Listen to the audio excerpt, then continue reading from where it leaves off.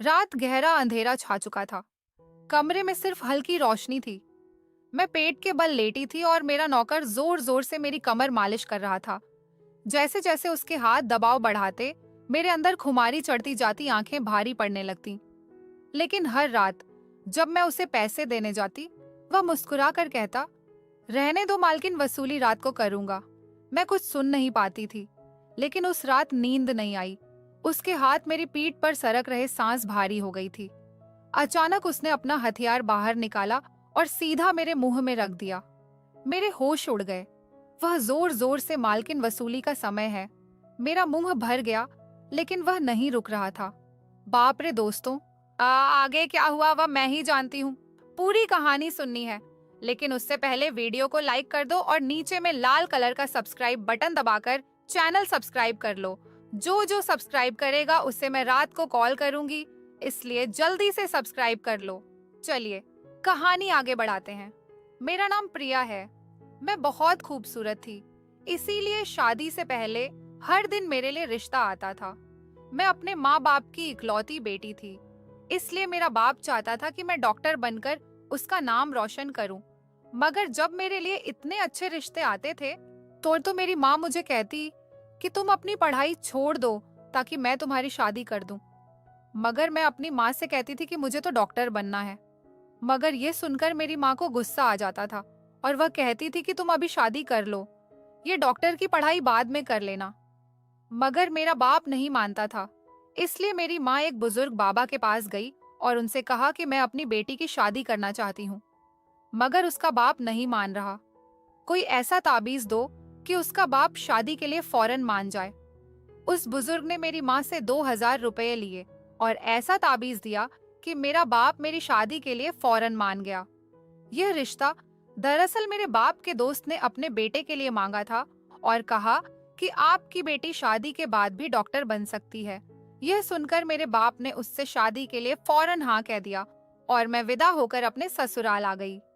मेरे ससुराल वाले बहुत अमीर थे, इसलिए मैं और मेरे पति अलग घर में रहते थे। मेरा पति अपने बाप का दी बिजनेस संभालता था, इसलिए वह सुबह से शाम तक बिजी रहता था। मैं उसके घर गई तो वहां का ऐशो आराम देखकर मैं चौंक गई। मेरे पति ने मेरी सेवा के लिए कई नौकरानियां रखी हुई थी, मगर उसका एक नौकर धीरे धीरे मेरे करीब आने लगा। उस नौकर ने मुझसे कहा कि मैं यहाँ काफी सालों से काम कर रहा हूँ और आपके ससुराल वाले मुझे बिल्कुल घर के मेंबर की तरह ही समझते हैं। ये सुनकर मैंने भी उसे खास अहमियत देना शुरू कर दी। वह एक दिन मेरे एक कमरे में आ गया। मैं अभी तक बिस्तर में लेटी हुई थी। उसने मुझे थका थका देखा तो कहने लगा कि आप लेटे रहो, थक गई होगी। अगर आपको ऐतराज ना हो तो मैं आपके कंधे दबा दूं। यह सुनकर मैं चौंक गई। मैं खूबसूरत थी, जवान थी, लेकिन मुझे मेरे पति के अलावा किसी मर्द ने नहीं छुआ था और ना ही मैंने किसी नौकर से कभी अपने कंधे दबवाए थे।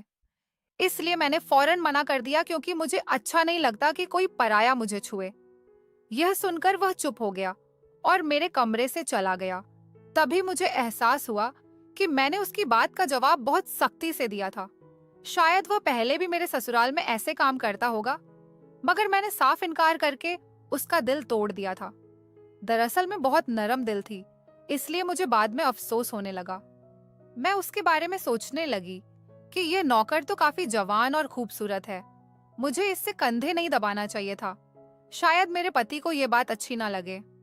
अगर दोस्तों आपको मेरे से बात करना है तो इस वीडियो को लाइक करो और चैनल को सब्सक्राइब करो। और हाँ दोस्तों, क्योंकि जो सब्सक्राइब करेगा उससे मैं अपना नंबर भेज दूंगा, तो जल्दी से सब्सक्राइब कर लो। अगले दिन भी ऐसा हुआ। नौकर ने यही बात मुझे दोबारा ठीक कहा। मैं उस दिन बहुत थकी हुई थी, इसीलिए मैंने अपने कंधे आगे कर लिए और उससे कहा कि तुम मेरे कंधे दबा दो।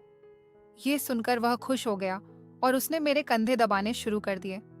वह इतने धीरे धीरे कंधे दबा रहा था कि मुझे फिर से नींद आने लगी। यह देखकर वह नौकर कहने लगा, मालकिन आपको नींद आ रही है, आप बिस्तर पर लेट जाओ, मैं आपके कंधे दबाता रहूंगा। मैं जैसे मदहोशी में थी, इसलिए फौरन बिस्तर पर लेट गई। वह नौकर बिस्तर पर आ गया और मेरे कंधे दबाने लगा। उसके बाद मुझे होश नहीं रहा और मैं सो गई। मुझे नहीं पता था कि मैं कितने घंटे सोती रही। मेरी आंख खुली तो मैंने देखा कि वह नौकर अभी तक मेरे कंधे दबा रहा था। यह देखकर मुझे उस पर तरस आ गया और मैंने हाथ बढ़ाकर अपना पर्स खोली और कुछ नोट निकाले और उस नौकर के हाथ में रख दिए। यह देखकर वह शर्माने लगा। मालकिन, आप मुझे पैसे देकर शर्मिंदा कर रही है। मेरी सैलरी अच्छी है, मुझे इन पैसों की जरूरत नहीं है। यह सुनकर मैंने उससे कहा कि यह पैसे तुम्हारी मेहनत के हैं। यह सुनकर उस नौकर ने मुझसे वह पैसे लिए और मेरे कमरे से निकल गया। मेरा पति रात को देर से आता था, इसलिए मैंने शाम को फिर उस नौकर को अपने कमरे में बुलाया और उसे कहा कि तुम्हारी मालिश से मुझे बहुत अच्छी नींद आती है, इसलिए जय जब तक मेरा पति घर नहीं आ जाता तब तक तुम मेरे कमरे में ही रहना। शायद नौकर को पैसे का लालच आ गया था, इसलिए वह मेरी बात सुनकर खुश हो गया और कहने लगा, मैं तो आपका मामूली सा नौकर हूँ, जैसा आप कहोगे मैं वैसा ही करूंगा। आपके कंधे दबाता रहूंगा ताकि आपकी थकान उतर जाए और आपको सुकून मिले।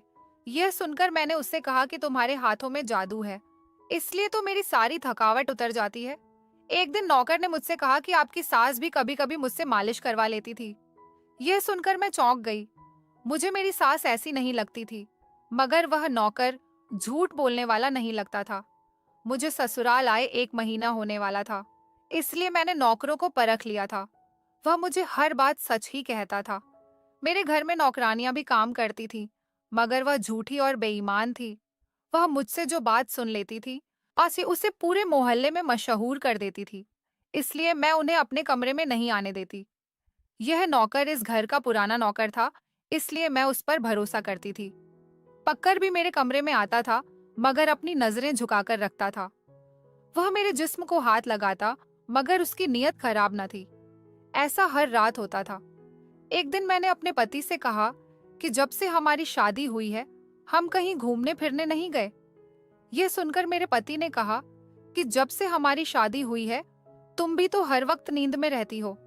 मैं रात को घर आता हूँ, चित तो तुम गहरी नींद में होती हो। दिन को मेरे पास वक्त नहीं होता और रात को मेरे घर आने से पहले तुम सो जाती हो। यह सुनकर मैं अपने दिल में सोचने लगी कि यह सब नौकर की मालिश की वजह से हो रहा था। मेरे पति की शिकायत सही थी। मुझे रोज रात को अपने पति के लिए जागना चाहिए था। उस दिन मैंने फैसला किया कि आज रात जब नौकर मुझे मालिश के लिए कहेगा तो मैं इनकार करूंगी, ताकि मुझे नींद ना आए और मैं अपने पति के आने तक जागती रहूं। शाम हुई तो मैंने नहाकर खुद को खूब तैयार किया और दुल्हन बनकर बिस्तर पर बैठ गई। नौकर मेरे कमरे में आया तो उसने मुझे मालिश के लिए पूछा, मगर मैंने साफ इनकार कर दिया। मेरी बात सुनकर वह कुछ उदास हो गया और वापस चला गया। कुछ देर बाद नौकर मेरे कमरे में आया तो उसके हाथ में चाय का गिलास था। मैंने खाना नहीं खाया था, इसलिए फौरन चाय पी ली और अपने पति का इंतजार करने लगी, मगर मुझे नींद आ गई और मैं सो गई। सुबह मैं जागी तो नौकर फौरन मेरे कमरे में आया और कहने, तो लगा मालकिन आपके लिए नाश्ता लेकर आऊं। यह सुनकर मैंने अपने पति के बिस्तर की तरफ देखा, वह खाली था। यह देखकर नौकर कहने लगा, मालिक को जरूरी काम था, वह नाश्ता करके चले गए। यह सुनकर मेरा मूड खराब हो गया। मैं रात भर उसका इंतजार करती रही, मगर वह सुबह होते ही ऑफिस चला गया। मैंने नौकर से कहा कि मेरे लिए चाय ले आओ। नौकर कमरे से बाहर निकल गया। तभी मैंने अपने जिस्म की तरफ देखा तो चौंक गई। रात को मैंने दुल्हन का कपड़ा पहना हुआ था, मगर अब मेरे जिस्म पर कोई और कपड़े थे, मगर मैंने अभी जेवरात पहने हुए थे। मेरा सर भारी होने लगा। मुझे यह सोचकर चक्कर आने लगे कि रात को मेरे साथ क्या हुआ था और मेरे कमरे में कौन था और उसने मेरे साथ क्या किया था, मगर मुझे कुछ याद न आया। मेरा दिल घबराने लगा और मैंने अपना सर पकड़ लिया। मेरा पूरा जिस्म दर्द कर रहा था, इसलिए नौकर चाय लेकर आया तो मैंने उससे कहा कि मेरा जिस्म दबा दो। यह सुनकर वह बिस्तर पर आ गया और मुझे दबाने लगा। उस दिन मैं देर तक बिस्तर पर पड़ी रही। उस दिन मेरे पति अचानक घर आ गए। मैंने उसे देखा तो उस पर बरस पड़ी। मैं रात को तुम्हारे लिए दुल्हन बनकर जागती रही, मगर तुम नहीं आए। यह सुनकर मेरे पति कहने लगे, मैं रात को कमरे में आया तो तुम गहरी नींद में थी, इसीलिए मैंने तुम्हें नहीं जगाया। यह सुनकर मैं चौंक गई, मगर मेरे कपड़े किसने बदले और नींद पूरी होने के बावजूद मेरा जिस्म क्यों दर्द कर रहा है, कि मैं उलझ गई थी। मेरे पति कहने लगे, अच्छा ठीक है, मूड खराब करने की जरूरत नहीं है। मुझे आज रात एक काम के सिलसिले में बाहर जाना है, इसलिए देर हो जाएगी। मगर अब भी मेरे पास 3 से 4 घंटा फ्री है। अगर तुम कहो तो हम अभी कहीं बाहर जा सकते हैं। यह सुनकर मेरा मूड खुद ब खुद ठीक हो गया और मैं सारी रात वाली बातों को भूलकर खुश हो गई। शादी के बाद यह पहला मौका था कि मैं अपने पति के साथ कहीं बाहर जा रही थी। मैं जल्दी जल्दी तैयार होने लगी, जबकि मेरा पति गाड़ी में बैठकर मेरा इंतजार करने लगा। उस वक्त नौकर मेरे कमरे में आ गया और मुझसे पूछा, मालकिन आप कहीं जा रही हैं क्या? यह सुनकर मैंने उससे कहा कि हाँ, मगर तुम क्यों पूछ रहे हो? यह सुनकर नौकर कहने लगा, मैं आपका नौकर हूँ, मगर आपको यही सलाह दूंगा कि आप बाहर नहीं जाओ क्योंकि आपका जिस्म थक जाएगा। यह सुनकर मुझे गुस्सा आ गया और मैंने उससे कहा कि तुम मेरे नौकर हो, मेरे पति बनने की कोशिश मत करो। यह कहकर मैं अब बाहर चली गई। ना जाने जाने मुझे किस बात पर गुस्सा आ गया था। मैंने उस नौकर को खूब खरी खरी सुना दी। वह अब भी अपनी औकात जान गया था। तभी तो मैं जब घर आई तो वो मेरे सामने नहीं आया। मेरे पति मुझे गेट पर उतारकर वापस बाहर जा चुके थे।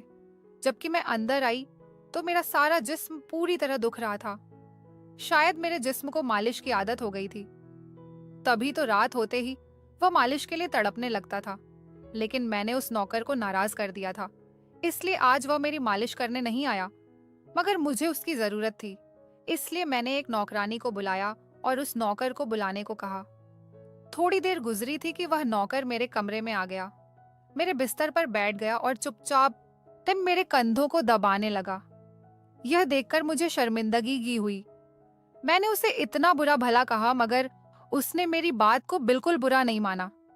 मैंने उसे चुप देखा तो कहने लगी, मुझे उस वक्त पता नहीं क्या हो गया था, इसलिए मैंने तुम्हें खरी खरी सुनाई। मैं इतने दिनों के बाद अपने पति के साथ कहीं बाहर जा रही थी, इसलिए मुझे तुम्हारा टोकना अच्छा नहीं लगा, इसीलिए मुझे माफ कर दो। मैं उसकी मालकिन थी और उसे इस काम के पैसे देती थी, मगर अब भी मुझ में इंसानियत जिंदा थी, इसलिए मैंने मालिक होकर भी नौकर से माफी मांग ली, क्योंकि वह भले ही नौकर था मगर वह एक इंसान भी तो था। मेरी बात सुनकर अब वह नौकर कहने लगा, मैं आपका नौकर हूँ, इस काम के लिए मैं आपसे सैलरी लेता हूँ, इसलिए आपको हक है, आप जो चाहे मुझे कह दें। यह सुनकर अब मैं चुप हो गई, मगर मैंने सोच लिया था कि आइंदा इससे ऐसा कुछ नहीं कहूंगी। वह उस रात देर तक मेरी मालिश करता रहा और फिर मुझे नींद आ गई। मुझे नहीं पता था कि नौकर और मेरे कमरे से कब निकला और कब मेरे पति घर पर आए। मैं सुबह उठी तो मेरा पति बाथरूम में था और बाहर जाने के लिए तैयार हो रहा था। मैं उसे हैरानी से देखने लगी। पता नहीं आजकल मुझे क्या हो रहा था। नौकर की मालिश से मुझे इतनी गहरी नींद आती कि मुझे किसी बात का होश ना रहता था। मुझे इस बात का भी पता नहीं चलता था कि मेरा पति कब कमरे में आता था। मैं सोचने लगी कि इस नौकर की मालिश में ऐसा क्या जादू था कि वह मेरे पति के आने से पहले ही मेरी मालिश करता तो मैं अचानक गहरी नींद में सो जाती थी। सुबह जब मैं उठती तो मेरा सर भारी महसूस होता और मैं चलने फिरने के काबिल नहीं रहती। मगर यह बात मैंने अपने पति को नहीं बताई, क्योंकि मैं नहीं चाहती थी कि यह बात मेरे पति को पता चले कि मैं उस नौकर से मालिश करवाती थी। एक दिन मेरा पति दिन के वक्त घर पर ही रहा। मैंने नौकर से घर के सारे काम करवाए, अपने कमरे में नहीं आने दिया।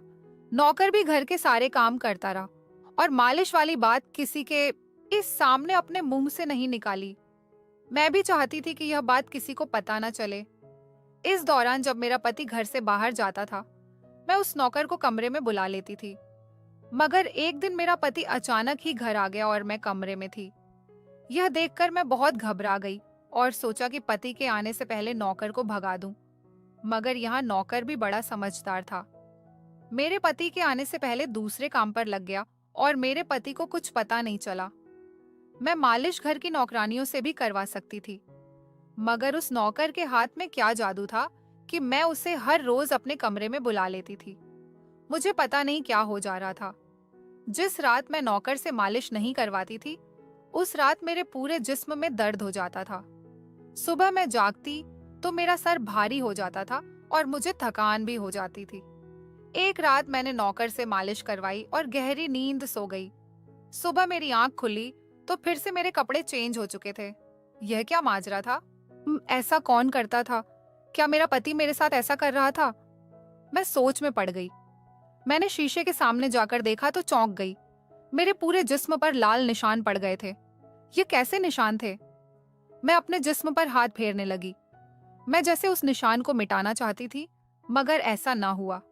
अगले दिन फिर मैंने अपने जिस्म को देखा कि निशान खत्म होने के बजाय फैलने लगे थे। मैं घबरा गई। तभी मेरे कमरे में नौकर आ गया और उसने मुझे मालिश को कहा। मैं उस निशान को छुपाना चाहती थी, इसलिए उसे कहा कि आज तुम सिर्फ मेरे कंधे दबा दो। उसने मुझसे कुछ नहीं पूछा, मगर मैं अंदर ही अंदर डर रही थी। किसी दिन मेरे पति ने यह निशान देख लिए तो मैं उसे क्या जवाब दूंगी। मैं यह सोच कर थक चुकी थी, इसलिए मैंने तकिए पर सिर रख दिए। नौकर मेरा मसाज करने लगा। मेरी आंखें नींद से बंद होने लगी थीं। तभी मुझे नौकर ने ऐसी बात कह दी जिसे सुनकर मेरे होश उड़ गए। उसने मुझसे कहा, मालकिन, वो आप मुझे बहुत अच्छी लगती हो। मेरी आंखें बहुत बोझल होने लगी थीं। मुझे उसकी बात समझ नहीं आई और फिर मैं गहरी नींद सो गई। सुबह मेरी आंख खुली तो मेरा पति भी बिस्तर में लेटा हुआ था। मेरा सर भारी हो रहा था और जिस्म दर्द से छूट रहा था, मगर उसके बावजूद मैं अपने पति के करीब गई और उसे धीरे से उस निशान के बारे में बता दिया। मैंने सोचा कि यह निशान बढ़ रहे थे, इसीलिए मुझे यह बात अपने पति को बता देनी चाहिए। यह सुनकर मेरे पति ने मेरे जिस्म से कपड़ा हटाया तो वह उछल पड़ा। वह मुझसे दूर हो गया और कहने लगा, तुमने मुझे धोखा दिया है, बेवफा बेवफाई की है और तुम्हें उसी की सजा मिली है। यह कोई बीमारी नहीं है बल्कि तुम्हारा गुनाह है। मुझ में क्या कमी थी जो तुमने दूसरा मर्द तलाश कर लिया? जो मैं काम में बिजी था। मर तो नहीं गया था कि तुमने एक और चक्कर चला लिया। यह सुनकर मैं हक्का बक्का रह गई। मैंने उससे कहा कि यह आप कैसी बातें कर रहे हैं, मैं बेकसूर हूँ। मगर मेरा पति हंसने लगा और कहने लगा, यह निशान बता रहे हैं कि तुम गुनहगार हो, इसीलिए मेरे घर से निकल जाओ, मैं तुम्हें तलाक के पेपर भेज दूंगा। उसने मुझे धक्के मार मार कर घर से निकाल दिया। मैं रोते हुए अपने माँ बाप के घर आ गई और उन्हें अपनी बेगुनाही का यकीन दिलाया। वह मेरे अपने थे, इसलिए उन्होंने यकीन